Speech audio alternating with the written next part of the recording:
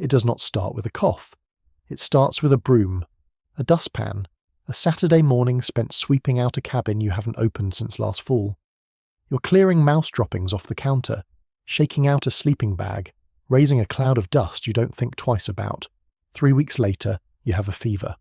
5 days after that, your lungs are filling with your own blood plasma. The CDC puts the fatality rate at 36%.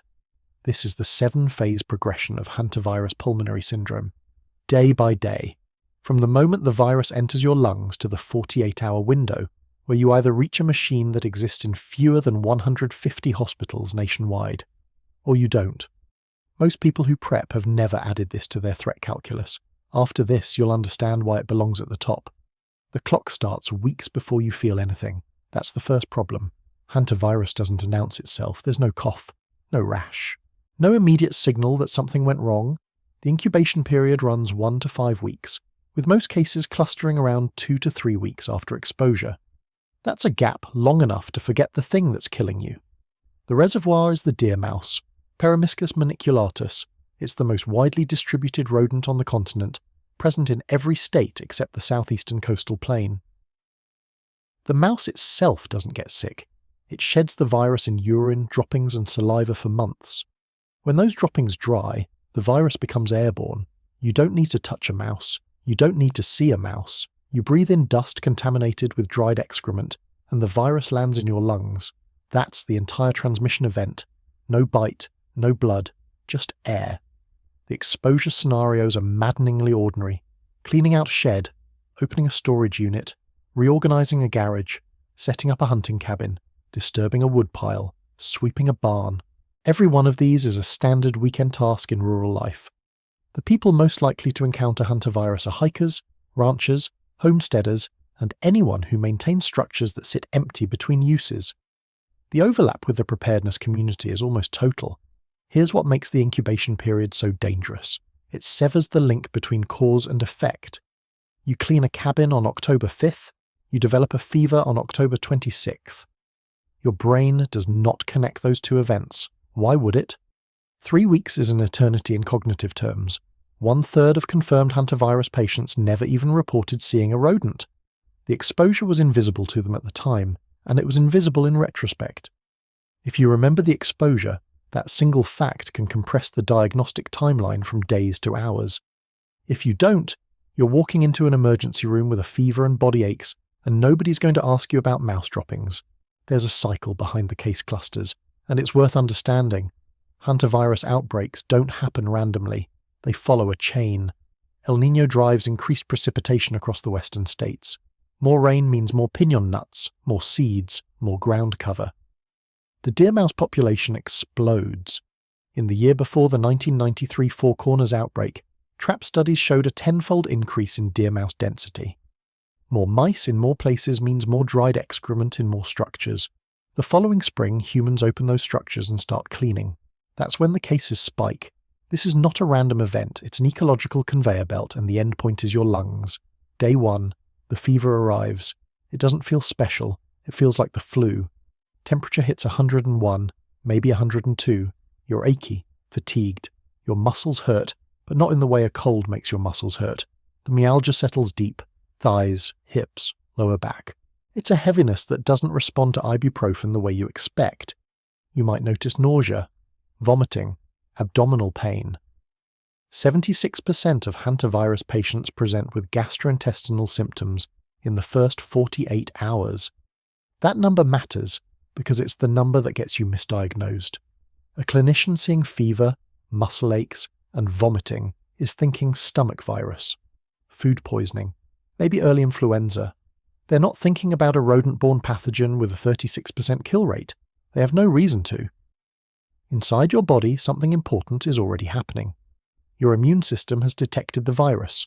Neutralizing antibodies are being produced. This is not a footnote. Early and robust antibody response is the single strongest predictor of whether you survive what's coming. The patients who mount a fast, aggressive immune response in the first 48 hours are disproportionately the ones who live, but you don't know that. You're lying on a couch thinking you caught something at work. The failure at this stage is not yours. It's systemic. 59% of the original 17 patients in the 1993 outbreak were not even categorized as having a respiratory illness on their first clinical presentation.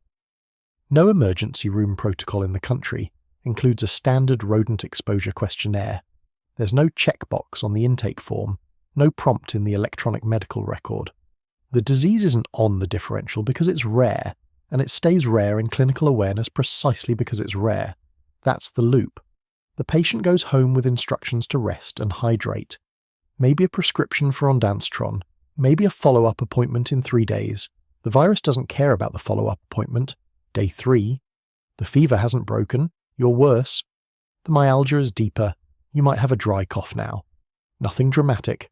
Nothing that sounds like an emergency. You're bedridden, but people get bedridden with the flu. The mental model holds. You're sick. You'll ride it out. This is where you need to understand what the virus is actually doing, because it's not what you think. Hantavirus doesn't destroy your lung cells. It doesn't bore holes in your tissue.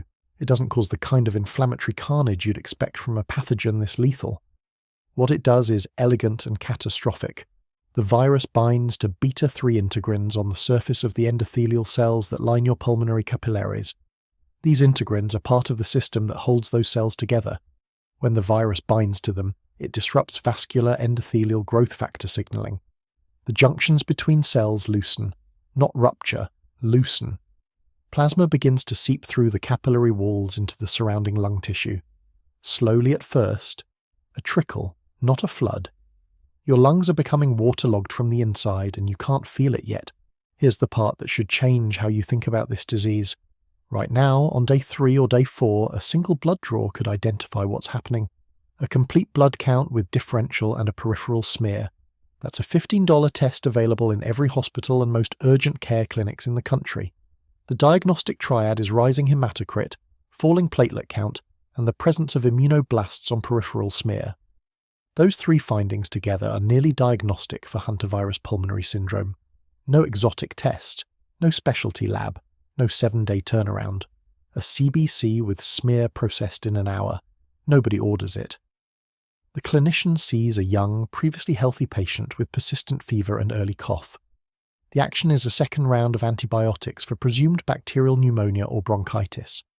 Maybe an outpatient chest X-ray order that won't get filled until tomorrow. The chest X-ray might still look clean at this point anyway. The infiltrates haven't developed yet.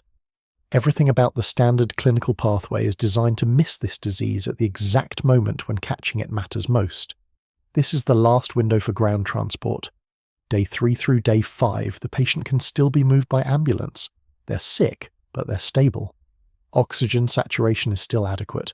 Blood pressure is holding. If someone, anyone, the patient, a family member, a clinic nurse, connects the dots between the fever and the cabin cleaning 3 weeks ago, and if that connection reaches a physician who's heard of hantavirus, the patient can be transferred to an ECMO, capable facility, while the roads still matter. After this window closes, you need a helicopter. And a helicopter needs weather, availability, and a receiving hospital with an open circuit. The geography of survival starts here. 58% of the national adult population lives within direct access of a hospital equipped with extracorporeal membrane oxygenation. That sounds like a majority. It isn't for this disease. In the rural South, coverage drops to 47%. In rural New Mexico, where hantavirus case density is highest, the nearest ECMO-capable facility may be 3 hours away by ground, and ground transport may no longer be an option by the time someone realizes what's happening. The disease concentrates in exactly the populations that are farthest from the machine that treats it. That's not coincidence. It's the same geography. Day 5. This is the day the disease shows its face. The transition is not gradual. A patient who was talking coherently at breakfast may be intubated by dinner. The trickle becomes a flood. Plasma pours through the loosened capillary junctions into the alveolar spaces. The alveoli are the tiny air sacs where oxygen crosses into your blood. When they fill with fluid, gas exchange stops. Bilateral infiltrates bloom across the chest X-ray within hours. Oxygen saturation drops. First to the low 90s, then the 80s, then lower. You're drowning in your own plasma, and no amount of supplemental oxygen fixes the problem because the barrier between air and blood is underwater. Your heart is failing simultaneously. This is the piece most people don't know. Hantavirus doesn't just attack the lungs, it induces nitric oxide production and cytokine secretion in cardiac muscle tissue. The result is myocardial depression. Your heart is weakening at the exact moment your lungs are flooding.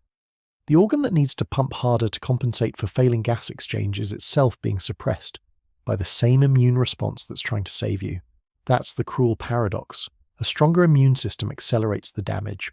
The patients who mount the most aggressive immune response generate the most cytokine activity, the most capillary leakage, the most cardiac depression.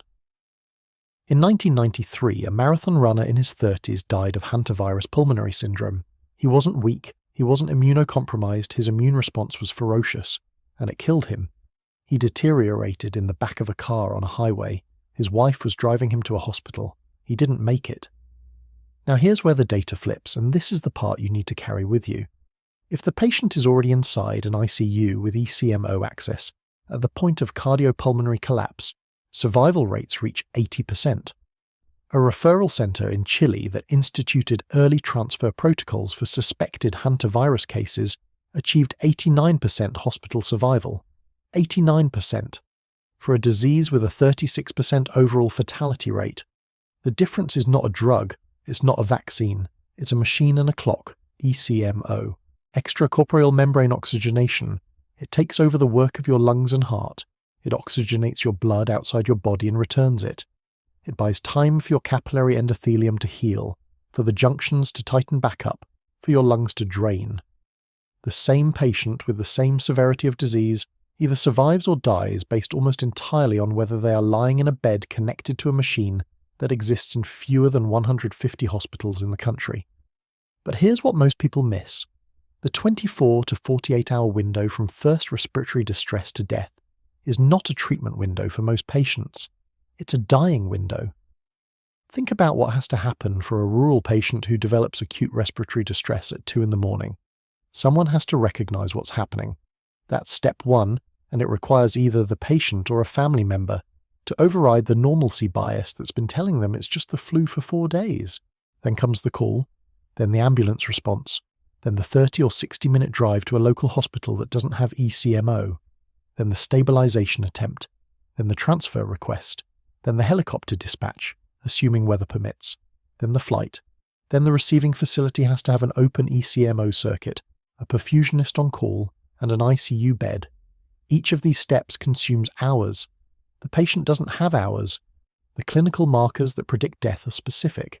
Lactate above 4 millimoles per litre, cardiac index below 2.2 litres per minute per square metre of body surface area. In patients who hit those numbers without ECMO access, mortality approaches 100%. With ECMO, 66 to 80% survive. The machine is the dividing line between life and death, and most people who get hantavirus will never see one in time. Day 6, day 7, this is the fork. There are 2 patients now, and their paths have already been determined by decisions made days earlier. The first patient is in an ICU, intubated, possibly on ECMO, with cannulas in the femoral and jugular veins, blood cycling through an oxygenator at 3 to 5 litres per minute. Vasopressors are running to support the depressed heart. Platelet counts have bottomed out in the 20s or 30s. The team is transfusing, monitoring lactate, watching for signs that the capillary leak is slowing. If the platelet count starts climbing, that's the signal. The endothelium is healing, the junctions are tightening, the patient is going to survive, the second patient is dying.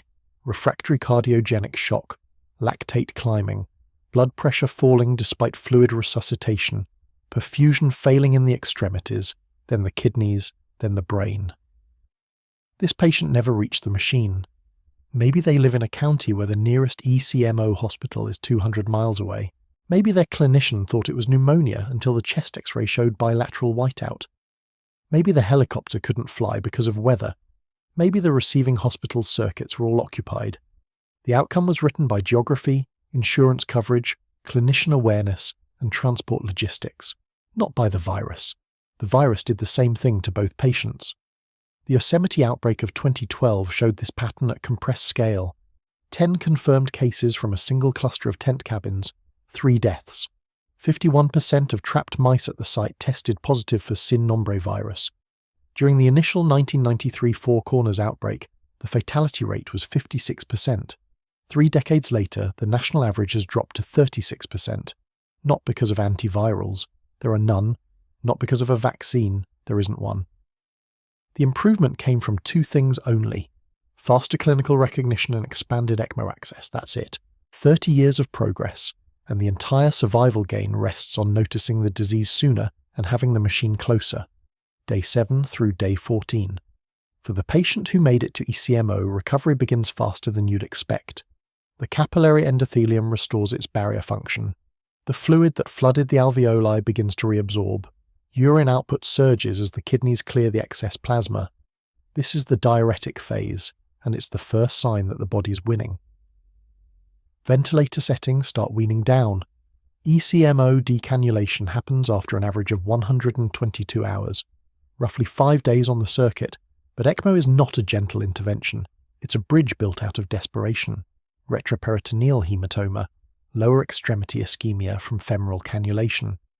These complications affect up to 36% of ECMO patients. You survive the virus and then face the complications of the machine that saved you.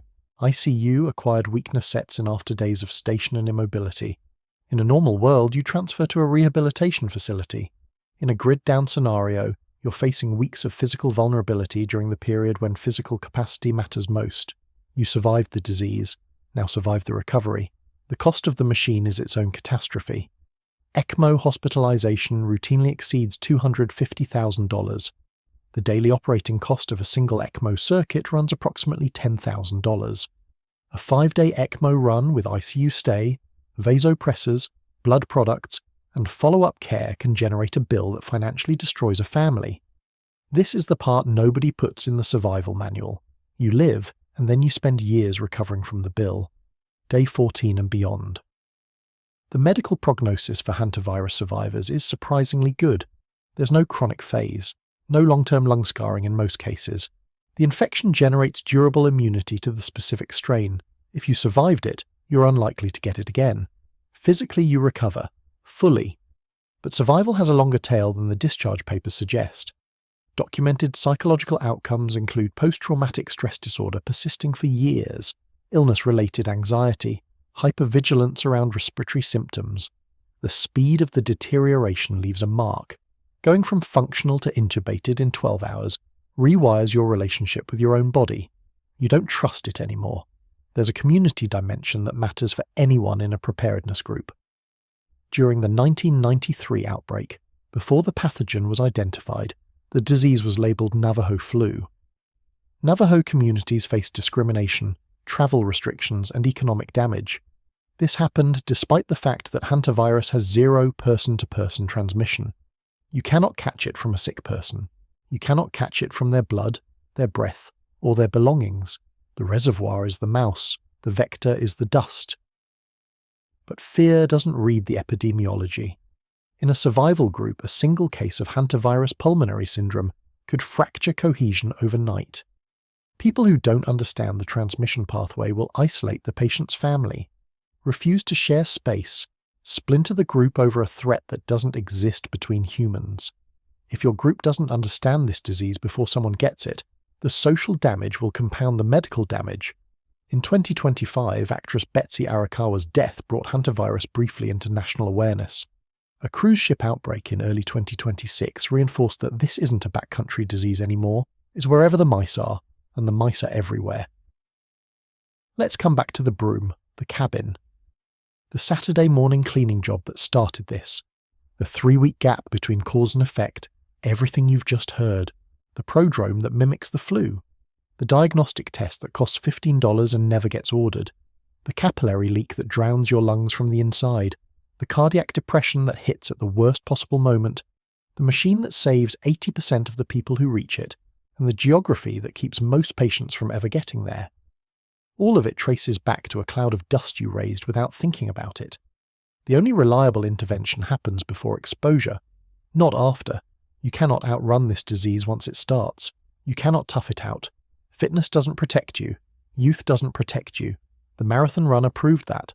What protects you is never breathing the dust in the first place. Before your next visit to any structure that's been closed for more than 2 weeks, You open every door and window. You let it ventilate for 30 minutes. You don't go inside during that time. When you enter, you wear an N95 or a P100 respirator. You wet mop every surface with a 10% bleach solution. 1.5 cups of bleach per gallon of water. You do not sweep. You do not vacuum. You do not raise dust in any enclosed space where rodents may have nested. You do this every time. No exceptions. Not when you're in a hurry. Not when it looks clean. Not when you didn't see any droppings. 1/3 of patients never saw the mouse. You do it anyway. How many of you have opened a cabin, a shed, or a storage unit and swept it out without a second thought? Drop your state in the comments. I want to see the geographic pattern. The threat isn't dramatic. It isn't cinematic. It doesn't look like the thing you've been preparing for. It's already in the walls of the building you plan to survive in. That's why it works. Stay safe. Stay informed.